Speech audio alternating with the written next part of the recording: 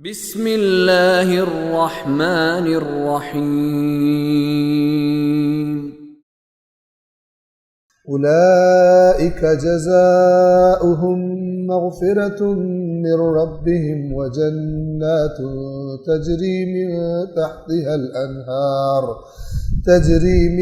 تحتها الأنهار خالدين فيها ونعم أجر العاملين قد خلت من قبلكم سنن فسيروا في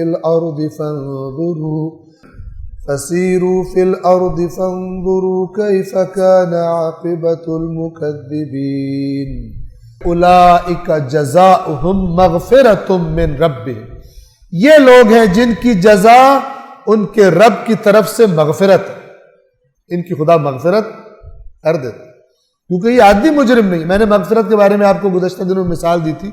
مغفرت کیا ہے؟ مثلا لفظی معنی سمجھانے کے لیے، چھری لگی، مثلا میرا ہاتھ کٹ گیا، یا کوئی حادثہ ہوا، کوئی ہڈی ٹوٹ گئی، فریکچر ہو گئی، اس کو دوبارہ جوڑ دینا، اس زخم کو دوبارہ، جو گوشت پھٹ گیا تھا دوبارہ جڑ جائے اور صحیح اپنی نارمل جگہ پہ آ جائے، اس پروسیس کو کہتے ہیں مغفرت، عربی زبان، یہ اس کا ایکچوئل میننگ ہے۔ اب آپ توجہ فرمائیں کہ اگر کسی کو زخم لگا ہے اور وہ خدا سے کہہ رہے خدایا اس کی مغفرت فرما دے، یعنی یہ جو میں نے روح زخمی کر بیٹھا ہوں اس گناہ سے، اس کی مغفرت فرما، لیکن ساتھ ساتھ چھری لے کے دوبارہ زخم بھی لگاتا جا رہا، یہ کیسی مغفرت؟ یہ مغفرت کا طالب ہی نہیں، یہ تو اور گناہ کرتا جا رہا ہے، یہ اور زخم لگاتا جا رہا ہے۔ لہذا روایات میں ہماری جو آئی ہیں احادیث، ان میں فرمایا گیا کہ وہ شخص کے جو استغفار بھی کر رہا ہوتا ہے اور ساتھ گناہ بھی نہیں چھوڑا ہوتا اس نے، وہ کالمستہزئ بربہ، ایسا ہی ہے جیسے کوئی اپنے رب کے ساتھ مذاق کر رہا ہو، رب کا مذاق بنا رہا ہو، ساتھ ساتھ گناہ بھی جاری ہے۔ لہذا قرآن نے کیا فرمایا؟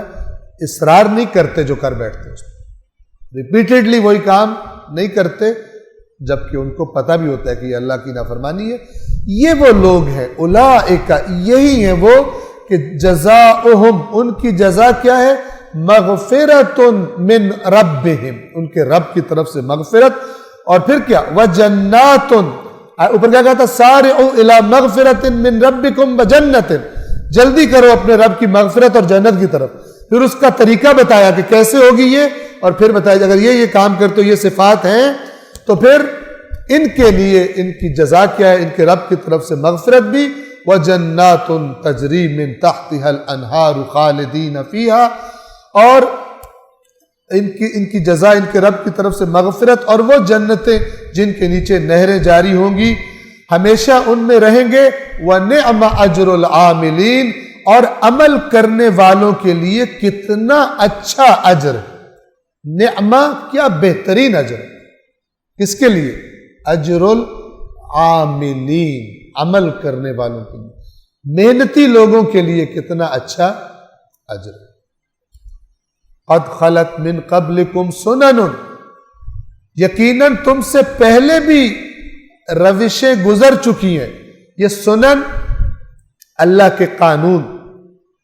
فسیروا فی الارض، تو زمین میں سیر تو کرو، زمین میں سفر کر کے تو دیکھو، فانظروا، اور دیکھو، زمین میں سیر کرو، سفر کرو اور دیکھو، کیف کان عاقبۃ المکذبین، کہ جھٹلانے والوں کی عاقبت، انجام کیا ہو۔